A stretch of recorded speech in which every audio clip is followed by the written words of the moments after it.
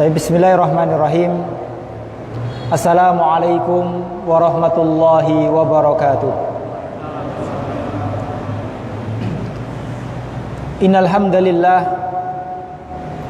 nahmaduhu wa nasta'inuhu wa nastaghfiruh wa na'udzu billahi min shururi anfusina wa sayyiati a'malina. Man yahdihillahu fala mudhillalah wa man yudlil fala hadiyalah. Asyhadu an la ilaha illallah wahdahu la syarikalah wa asyhadu anna Muhammadan abduhu wa rasuluh. Qala Allahu jalla wa ala, ya ayyuhalladzina amanu taqullaha haqqa tuqatihi wa la tamutunna illa wa antum muslimun.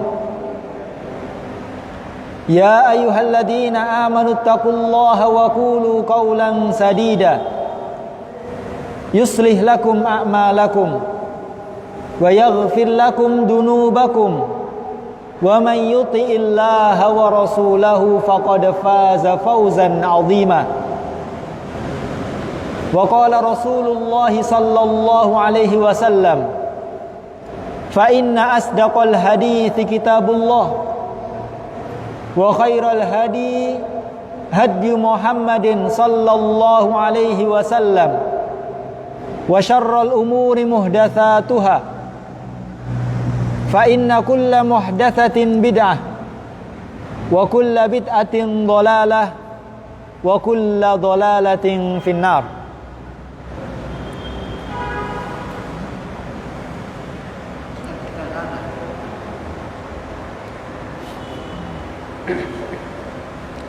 Amma ba'du,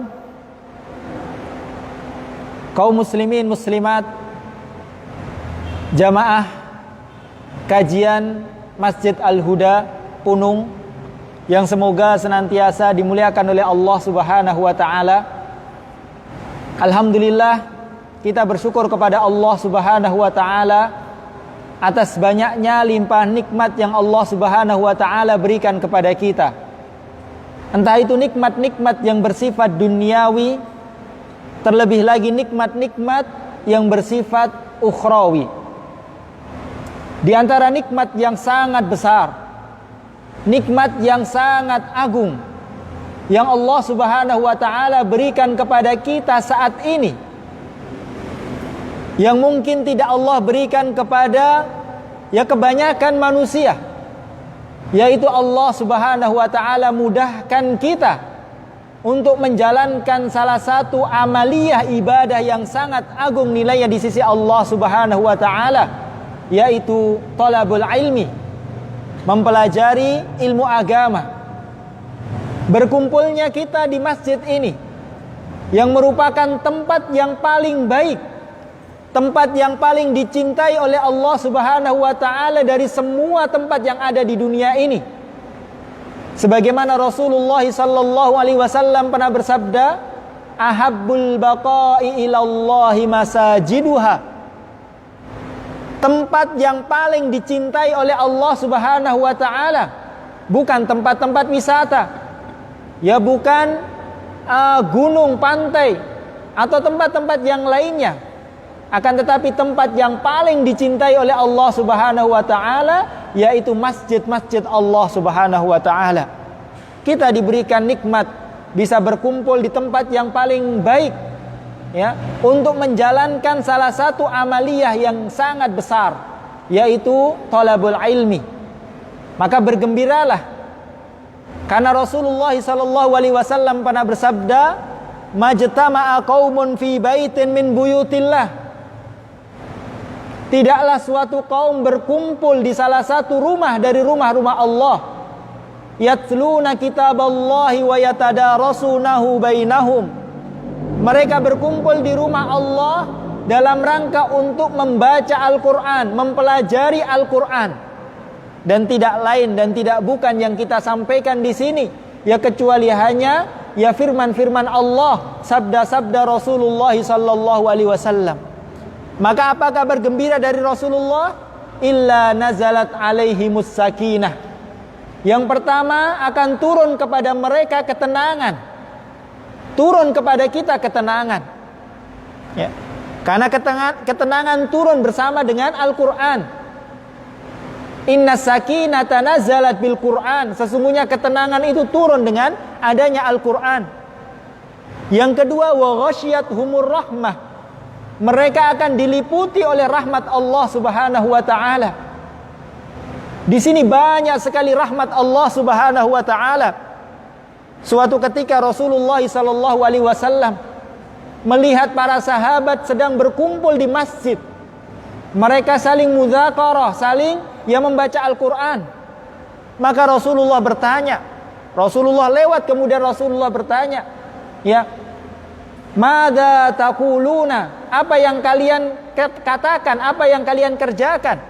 Fa inni ra'aitu ya rahmata nazalat alaikum.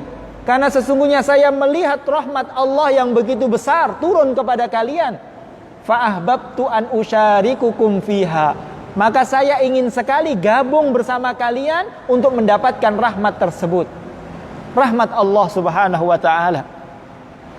Wa haffathumul malaikah. Yang ketiga, yang mereka akan dinaungi oleh para malaikat. Jadi yang hadir di Masjid Al-Huda ini bukan hanya kita manusia yang terlihat, namun ada makhluk yang lain bersama kita, yaitu para malaikat.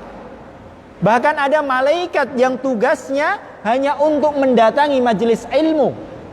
Tatkala mereka mendapatkan majelis ilmu, maka mereka akan turun di majelis tersebut dan memanggil yang lainnya untuk memenuhi majelis ilmu. Malaikat datang berkumpul di majelis ilmu dengan membawa rahmat dari Allah Subhanahu wa taala. Wa dzakarallahu fi man indah. Kemudian yang keempat, nama-nama mereka akan dibangga-banggakan oleh Allah di hadapan makhluk yang ada di langit. Bisa kita bayangkan kalau nama kita disebut oleh orang besar di dunia. Nama kita disebut oleh misalnya Pak Gubernur atau Pak Presiden, nama kita dibangga-banggakan. Ya. Kita bangga atau tidak, Pak? Bangga atau tidak? Bangga. Namun sekarang yang membanggakan kita bukan manusia, tapi Rabbun Nas. Allah Subhanahu wa taala yang senantiasa menyebut nama-nama kita, membangga-banggakan nama-nama kita di hadapan para malaikat yang ada di langit. Maka bergembiralah. Bersyukurlah kepada Allah Subhanahu wa taala atas nikmat yang besar ini. Kaum muslimin rahimani Allah wa iyyakum jami'an. Rasulullah sallallahu alaihi wasallam juga pernah bersabda, la yashkurullaha man la yashkurun nas. Hakikatnya seseorang tidak bersyukur kepada Allah kalau dia tidak berterima kasih kepada manusia. Jadi hakikatnya seseorang tidak bersyukur kepada Allah kalau dia tidak berterima kasih kepada manusia. Maka setelah kita bersyukur kepada Allah, maka kita tidak lupa berterima kasih kepada pihak-pihak yang memfasilitasi atau menjembatani pertemuan kita ini. Ya, di sana ada teman-teman dari divisi dakwah Yayasan Amal Ikhwah Sukoharjo. Jadi kita dari Sukoharjo, dari YAIS, Yayasan Amal Ikhwah Sukoharjo. Juga terima kasih kita sampaikan kepada panitia yang ada yang mengadakan kajian ini, Ustadz Agus Abu Hayyan dan yang lainnya. Juga jamaah sekalian, ya kita berterima kasih. Ya semoga semua ini dihitung sebagai amaliyah ibadah yang diterima oleh Allah Subhanahu wa taala. Kaum muslimin muslimat rahimani Allah wa iyyakum jami'an. Sebagaimana yang telah diinfokan atau dipublikasikan bahwasanya tema kajian kita kali ini yaitu tentang fitnah-fitnah akhir zaman dan solusi-solusi untuk menghadapi fitnah tersebut. Jadi tema kita pada kajian kali ini insyaallah yaitu fitnah-fitnah akhir zaman dan solusi dalam menghadapi fitnah-fitnah tersebut. Kaum muslimin muslimat rahimani Allah wa iyyakum jami'an. Yang pertama yang perlu kita sadari, bahwasannya sekarang ini kita hidup di akhir-akhir zaman, di suatu zaman yang sangat jauh dengan zamannya Rasulullah sallallahu alaihi wasallam. Zaman yang sangat jauh dengan zamannya para sahabat, zaman keemasan Islam. Dan Rasulullah sallallahu alaihi wasallam menegaskan bahwasanya manusia terbaik adalah manusia yang berada pada zamannya beliau. Rasulullah bersabda, khairun nasi qarni, thumma alladhina yalunahum, thumma alladhina yalunahum. Sebaik-baik manusia adalah manusia yang hidup di zamanku, kemudian zaman setelahnya dan setelahnya.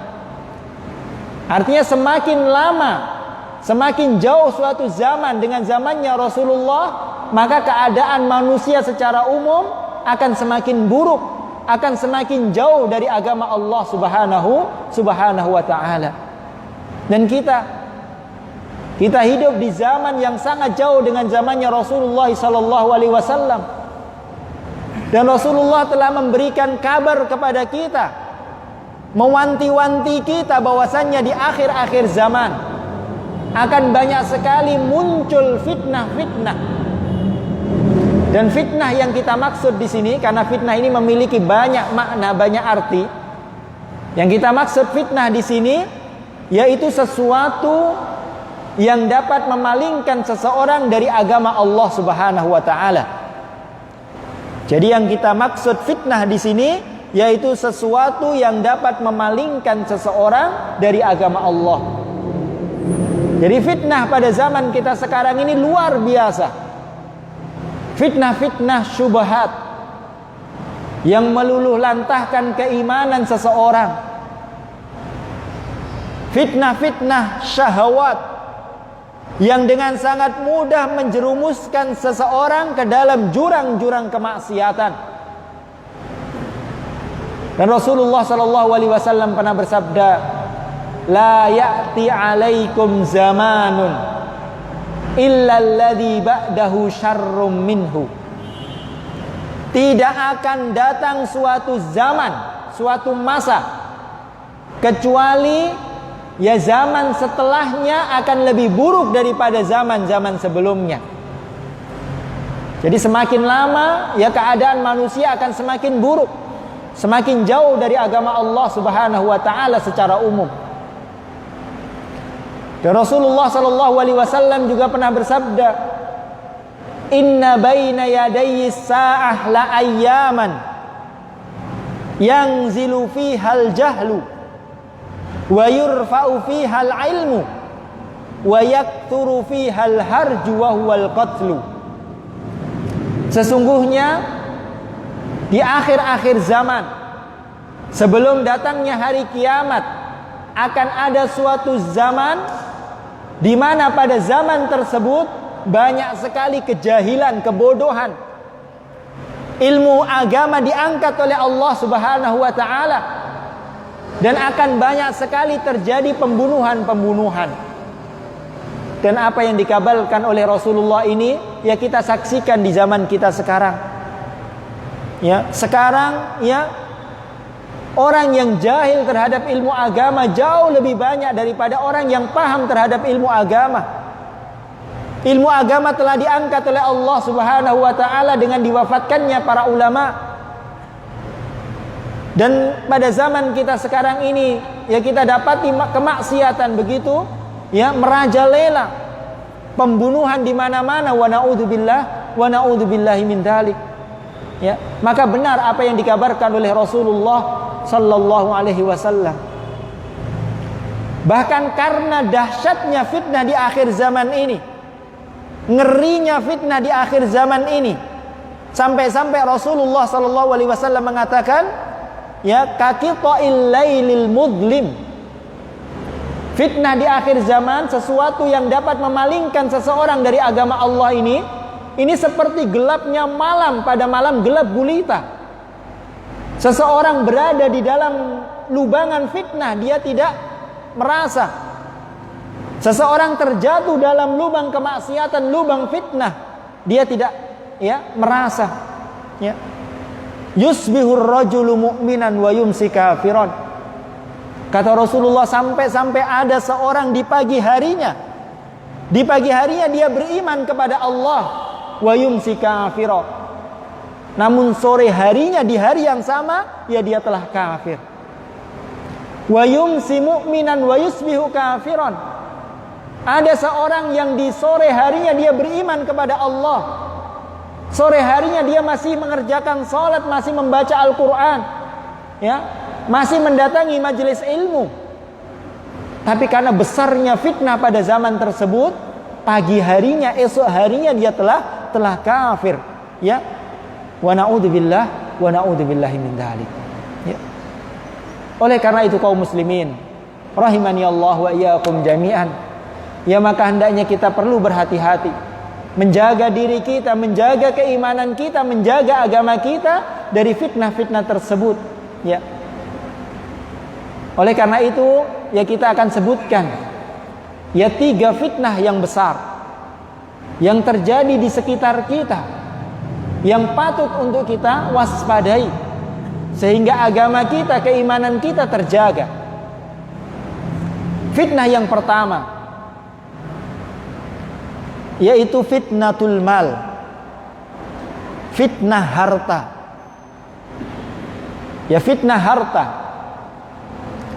Dan harta ini merupakan fitnah yang paling besar, fitnah yang paling banyak menjerumuskan seseorang ke dalam jurang-jurang kemaksiatan. Dan itu tidak kita pungkiri pada zaman kita sekarang ini. Ya, betapa banyak ya seorang mencari uang, bekerja mencari uang, orientasinya ya mencari uang, sehingga kesibukannya mencari uang yang melalaikan dia dari kewajiban-kewajiban dia kepada Allah Subhanahu wa taala. Kesibukan dia mencari uang melalaikan dia dari kewajiban-kewajiban dia kepada Allah. Ya, dia lupa untuk mengerjakan salat. Dia lupa untuk menunaikan zakat. Tidak ada lagi waktu untuk duduk di majelis ilmu, untuk belajar ilmu agama. Wa na'udzubillahi min dzalik. Kemudian setelah dia mendapatkan uang, ya uang tersebut justru menjerumuskan dia dalam kemaksiatan. Dia gunakan uang tersebut untuk hal-hal yang tidak diridhai oleh Allah Subhanahu wa taala.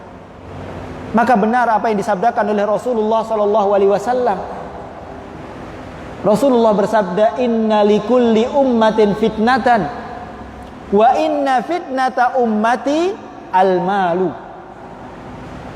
Sesungguhnya setiap umat itu ada fitnahnya masing-masing. Dan sesungguhnya fitnah terbesar bagi umatku ini adalah harta, uang. Oleh karena itu tidak mengherankan kalau Rasulullah sallallahu alaihi wasallam ya khawatir kalau dunia ini dibukakan oleh Allah untuk umat beliau. Beliau pernah bersabda, Wallahi mal faqra ahsya alaikum. Demi Allah, bukan kefakiran, bukan kemiskinan yang saya takutkan, yang saya khawatirkan menimpa kalian wahai umatku. Rasulullah tidak khawatir. Rasulullah tidak takut kalau umatnya ditimpa kemiskinan, ditimpa kefakiran. Tapi justru walakinni akhsha an tubsata alaikumud dunya kama busitat ala man kana qablakum. Tapi justru saya, kata Rasulullah, saya khawatir, saya takut kalau pintu-pintu dunia ini dibukakan oleh Allah untuk kalian, sebagaimana pintu dunia ini dibukakan oleh Allah untuk umat-umat sebelum kalian. Fatanafasuha kama tanafasuha. Kemudian setelah kalian melihat peluang yang begitu besar untuk mendapatkan dunia, kalian berlomba-lomba untuk mencari harta dunia, untuk memperbanyak harta dunia sebagaimana orang-orang terdahulu. Fatuhlikukum kama halakathum. Sehingga pada akhirnya dunia ini membinasakan kalian sebagaimana dunia ini telah membinasakan orang-orang sebelum kalian. Ya. Kita saksikan kaum muslimin rahimani Allah wa iyyakum jami'an. Ya, betapa banyak orang dengan sangat mudah terjerumus dalam kemaksiatan, bahkan kekafiran, kekufuran, hanya untuk mendapatkan sedikit ya dari harta dunia. Ya. Betapa banyak kita saksikan seorang mencari uang, kemudian dia tidak lagi memperhatikan batasan-batasan Allah. Dia tidak lagi memperhatikan apakah itu halal ataukah haram. Benar atau tidak ini, Pak? Ya. Kita saksikan. Dan ini seperti apa yang disabdakan oleh Rasulullah sallallahu alaihi wasallam. Rasulullah sallallahu alaihi wasallam telah mengabarkan kepada kita, la ya'tiyanna 'alan nasi zamanun, sungguh akan datang kepada kalian, kepada manusia suatu zaman, la yubalil mar'u min aina akhadal mal, di mana pada zaman tersebut seseorang sudah tidak lagi peduli dari mana dia mendapatkan uang, ammin halalin ammin haramin, apakah dari jalan yang halal ataukah dari jalan yang haram, sudah tidak peduli lagi. Bahkan sampai ada yang mengatakan cari yang haram saja susah, apalagi cari yang halal. Padahal harta yang haram pertanggungjawabannya luar biasa di hadapan Allah Subhanahu wa taala. Kelak setiap manusia, setiap kita akan berdiri di hadapan Allah pada hari kiamat. Semuanya akan ditanya oleh Allah. Setidak-tidaknya ada 4 pertanyaan yang akan ditanya oleh Allah pada hari kiamat. Sebagaimana Rasulullah mengabarkan, la tazulu qadama abdin yaumal qiyamah hatta yus'ala an arba. Tidak akan beranjak kedua kaki manusia dari hadapan Allah sampai dia ditanya 4 perkara. Yang pertama, an umrihi fi ma'afnah, umurnya, untuk apa dia habiskan umurnya. Jangankan 50 tahun, 60 tahun, 1 hari yang Allah berikan kepada kita akan dimintai pertanggungjawaban. Wa an jasadihi fi ma'ablagh, tentang jasadnya, kekuatannya yang Allah berikan, untuk apa dia gunakan.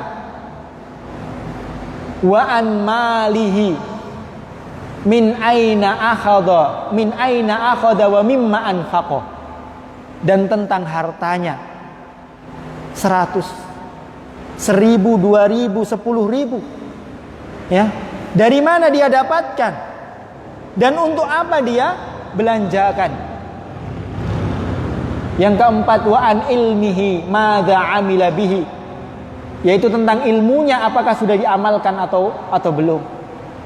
Yang lain ditanya hanya 1 pertanyaan, ilmunya untuk apa, umurnya untuk apa. Tapi kalau harta ada 2 pertanyaan, dari mana dia dapatkan, untuk apa dia belanjakan. Semuanya akan ditanya oleh Allah Subhanahu wa ta'ala.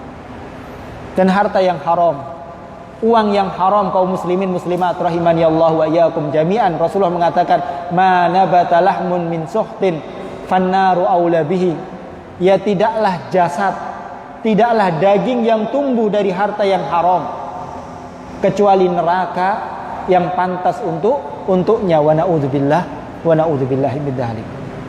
Maka hendaknya kita berhati-hati. Kita berhati-hati dari fitnah yang pertama, yaitu fitnah harta.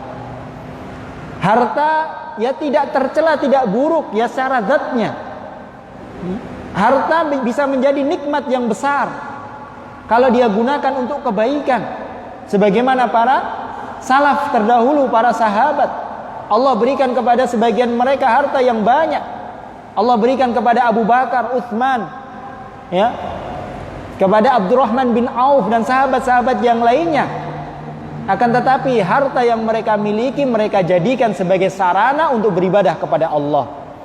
Namun yang tercela, yaitu orang yang berorientasinya adalah harta. Dia sibuk mencari uang sehingga lupa dengan agamanya, lupa dengan ibadah. kemudian tatkala mendapatkan uang dia gunakan untuk hal-hal yang tidak baik. Ini yang tercela. Ini yang pertama kaum muslimin muslimat rahimani Allah wa iyyakum jami'an, yaitu fitnatul mal, fitnah harta. Kemudian yang kedua, fitnah yang juga besar, yang sulit bagi kita untuk menghindarinya pada zaman kita sekarang ini, yaitu fitnatun nisa, fitnah wanita. Ya. Fitnah wanita.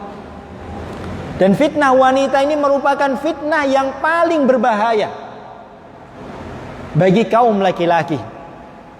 Sebagaimana Rasulullah tegaskan, ma taraktu ba'di fitnatan hiya adarru 'ala rijali minan nisa. Tidak ada fitnah setelahku yang lebih berbahaya bagi kaum laki-laki dibandingkan dengan fitnah wanita. Ya. Apalagi pada zaman kita sekarang ini, ya, mudah sekali seseorang terjerumus dalam kemaksiatan ya dikarenakan fitnah wanita. Ya. Kita saksikan pada zaman kita sekarang ini, wa na'udzubillahi min dzalik, wanita ya keluar dengan sebebas-bebasnya, ya, berkhalwat, bercampur baur dengan laki-laki yang bukan mahramnya. Wanita keluar dengan tidak menutup auratnya, wa na'udzubillahi min dzalik. Bahkan kita ke masjid saja, ya, kita ke masjid mau beribadah kepada Allah, ya, terkadang kita ya harus melihat melewati yang wanita yang bukan mahram kita, wa na'udzubillahi min dzalik. Apalagi kita ke tempat keramaian, kita ke pasar, kita ke jalan, kita ke tempat keramaian, maka susah bagi kita untuk hendaknya kita berhati-hati dari fitnah wanita itu.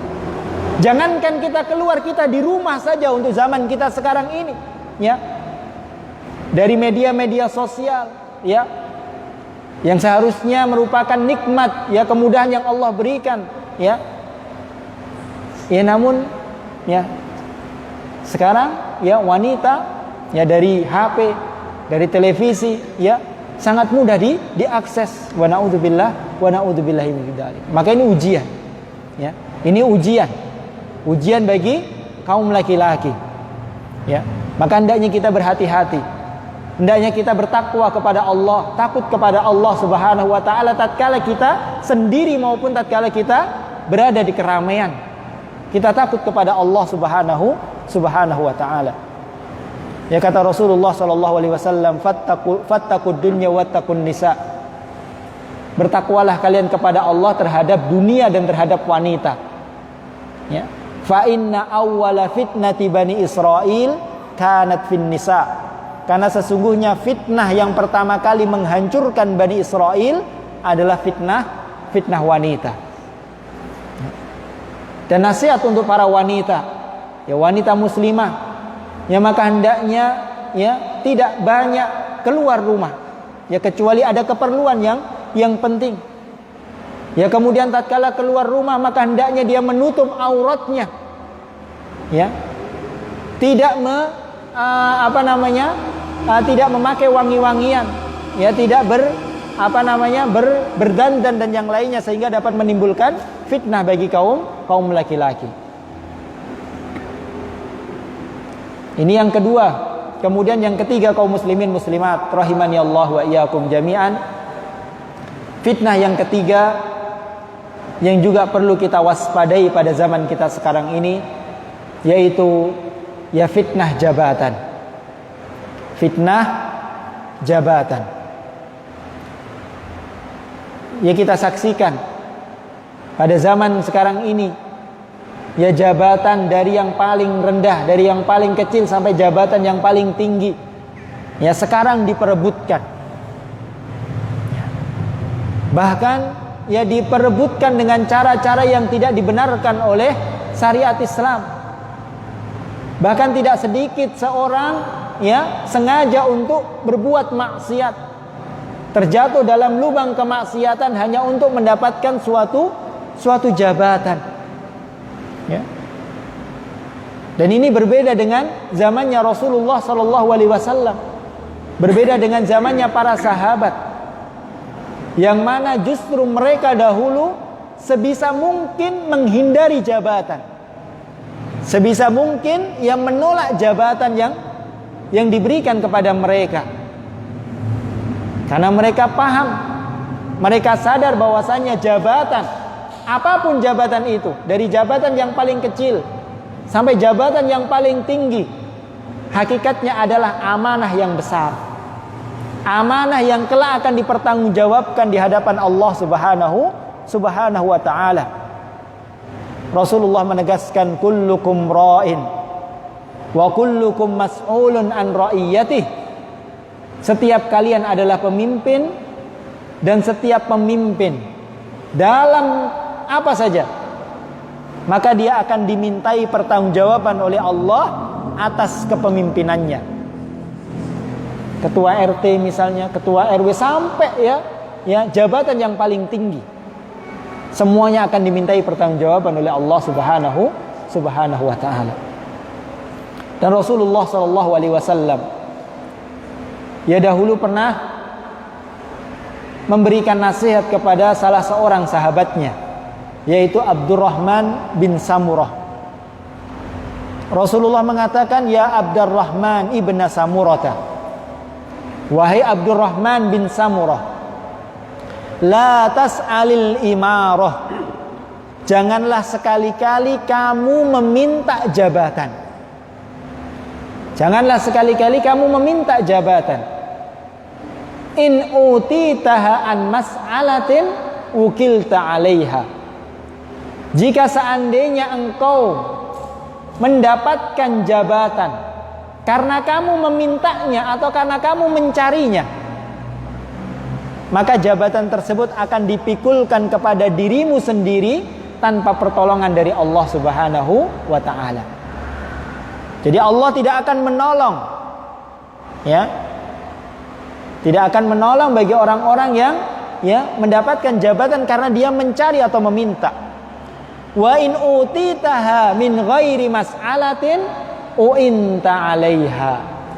Namun jika engkau mendapatkan suatu jabatan bukan karena kamu memintanya, tapi karena memang diberi, memang yang paling berhak dan yang lainnya, maka engkau akan ditolong oleh Allah Subhanahu wa ta'ala dalam menunaikan jabatan tersebut. Artinya seorang mendapatkan jabatan tidak mengapa, asalkan dia tidak rakus terhadap jabatan tersebut. Dia sangat berharap untuk mendapatkan jabatan tersebut, atau bahkan menghalalkan segala cara untuk mendapatkan jabatan tersebut. Wa na'udzubillahi min dzalik. Kaum muslimin muslimat rahimani Allah wa iyyakum jami'an. Ini 3 fitnah yang sangat besar yang patut untuk kita waspadai yang terjadi di sekitar kita. Yaitu yang pertama fitnah harta, yang kedua fitnah apa Pak? Fitnah wanita, yang ketiga fitnah jabatan. Kemudian berikutnya kita akan sebutkan solusi-solusi dalam menghadapi fitnah tersebut. Misalnya jam berapa Pak?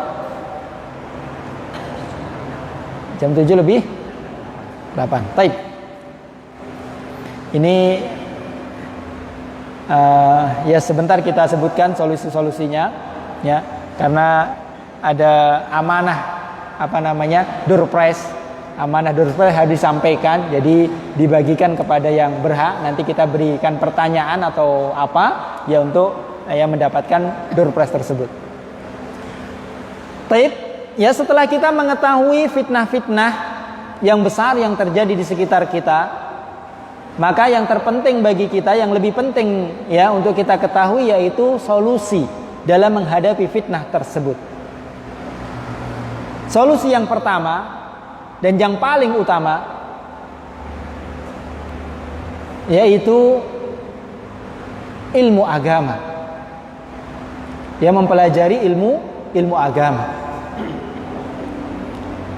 Ilmu agama ini merupakan solusi yang paling penting, tameng yang paling kokoh ya untuk menyelamatkan seseorang dari fitnah-fitnah tersebut.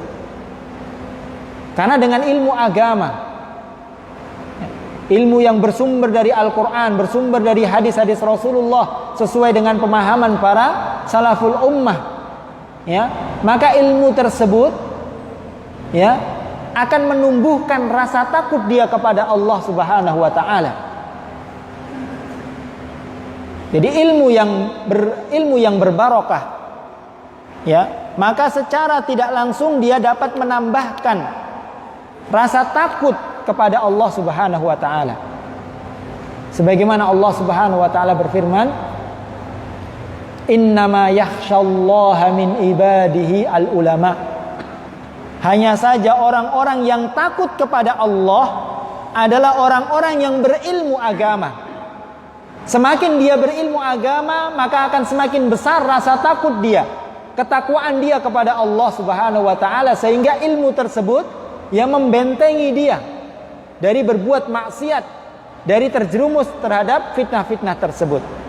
Dengan ilmu agama dia bisa membedakan mana yang benar, mana yang salah, mana yang dicintai oleh Allah, mana yang dimurkai oleh Allah Subhanahu wa taala, dan seterusnya. Dengan ilmu agama dia tidak mudah untuk digoda syaitan. Ya. Dan ilmu agama ini adalah, ya, nikmat yang paling besar. Dan hanya Allah Subhanahu wa taala berikan kepada orang-orang yang Allah cintai saja. Sebagaimana Rasulullah sallallahu alaihi wasallam pernah bersabda, "Man yuridillahu bihi khairan yufaqihu fid din." Barang siapa yang Allah inginkan kebaikan pada orang tersebut, maka Allah akan pahamkan dia dengan ilmu agama. Barang siapa yang Allah inginkan kebaikan pada seseorang, maka Allah akan berikan kepada dia ilmu agama. Jadi kaum muslimin muslimat rahimani Allah wa iyyakum jami'an, kalau kita cinta kepada ilmu agama, kita senang dengan ilmu agama, senang dengan orang-orang yang berilmu agama, kita punya ilmu agama, maka itu satu tanda bahwasanya Allah cinta kepada kita dan Allah menginginkan kebaikan untuk kita. Namun sebaliknya, kalau orang itu tidak ada minat sama sekali dengan ilmu agama, tidak suka dengan ilmu agama, tidak suka menghadiri majelis ilmu, tidak punya ilmu agama, bahkan benci dengan orang yang berilmu agama, maka itu tanda bahwasanya Allah tidak mencintai dia, dan Allah tidak menginginkan kebaikan untuk orang tersebut. Sesuai dengan hadis tadi, barang siapa yang Allah kehendaki kebaikan, maka Allah akan pahamkan dia dengan ilmu agama. Ya. Kalau Allah berikan harta, belum tentu Allah cinta kepada orang tersebut. Ya. Oleh karenanya tidak heran kalau Allah memberikan harta kepada siapa namanya, orang yang paling banyak hartanya siapa? Qarun. Ya. Orang yang paling banyak hartanya. Siapa yang memberikan harta? Allah. Bukan berarti itu tanda cinta Allah kepada Qarun, tidak. Allah berikan jabatan kekuasaan yang begitu besar kepada Fir'aun. Ya belum tentu, ya. Jabatan kekuasaan yang Allah berikan itu tanda cinta Allah kepada Fir'aun, tidak. Tapi kalau Allah berikan ilmu agama kepada seseorang, maka itu tanda cinta Allah Subhanahu wa taala kepada orang tersebut. Ya. Jadi, ya, solusi yang pertama adalah ilmu agama. Kemudian yang kedua, yaitu bersegera untuk mengamalkan ilmu agama tersebut, menyibukkan diri untuk mengamalkan ilmu agama tersebut. Jadi setelah kita memiliki ilmu agama, maka kita harus mengamalkan ilmu tersebut. Karena buah dari ilmu adalah amal. Dan orang tidak dikatakan berilmu sampai dia beramal. Sebagaimana dikatakan oleh para ulama, la takunu taqiyan hatta takuna aliman. Engkau tidak dikatakan sebagai orang yang bertakwa sampai engkau itu berilmu. Wala takunu aliman hatta takuna amilan bihi. Dan kamu tidak akan dikatakan orang yang berilmu sampai kamu mengamalkan ilmu tersebut. Dan Rasulullah juga bersabda, badiru bil a'mali fitanan. Segera beramal, sibukkan diri dalam beramal soleh, ya tatkala datang fitnah-fitnah yang banyak. Jadi setelah berilmu, ya beramal. Kemudian yang ketiga, yang tidak kalah penting pula, yaitu berdoa kepada Allah Subhanahu wa taala. Berdoa, ya karena doa ini, ya ini solusi untuk segala masalah. Ya karena doa ini adalah silahul mukmin. Doa adalah senjata bagi seorang mukmin. Yang dengan senjata tersebut seorang mukmin bisa mendapatkan apa saja yang dia inginkan. Ya. Dan Rasulullah sallallahu alaihi wasallam sebagaimana dikatakan oleh sahabat Anas bin Malik. Anas bin Malik pernah mengatakan, kana Rasulullah sallallahu alaihi wasallam yukthiru an yaqula, bahwasanya Rasulullah sallallahu alaihi wasallam itu sering sekali berdoa dengan doa, Allahumma ya muqallibal qulub tsabbit qalbi ala dinik, wa ya musarrifal qulub sarrif qalbi ila ta'atik.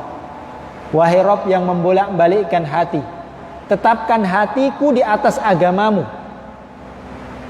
Wahai Rabb yang mengarahkan hati, maka arahkan hatiku untuk selalu beribadah kepadamu. Ini Rasulullah, orang yang paling bertakwa, orang yang sudah dihapuskan dosa-dosanya yang lalu maupun yang akan datang, yang sudah dijamin surga, masih terus dan banyak berdoa agar ditetapkan di atas agama Allah. Maka kita yang tidak ada jaminan surga, tidak ada jaminan dihapuskan dosa-dosa kita, maka kita seharusnya lebih berhak untuk memperbanyak doa agar Allah menetapkan kita di atas agama Allah subhanahu wa ta'ala. Taib. Ya ini 3 fitnah dan 3 solusi biar mudah dihafal. Jadi 3 fitnah dan 3 solusi. Kaum muslimin muslimat rahimani Allah wa iyyakum jami'an. Ya mungkin ini yang bisa kita sampaikan pada kesempatan kita kali ini. Ada benarnya datang dari Allah Subhanahu wa taala, ada kurangnya datang dari kebodohan saya pribadi. Ya kita memohon kepada Allah agar Allah senantiasa memberikan kepada kita ilmu yang bermanfaat, ilmu yang bisa kita amalkan, amalan yang diterima oleh Allah Subhanahu wa taala, dan kita memohon kepada Allah agar Allah meneguhkan kita di atas agama Allah sampai akhir hayat kita, sehingga Allah mewafatkan kita dalam keadaan husnul khatimah.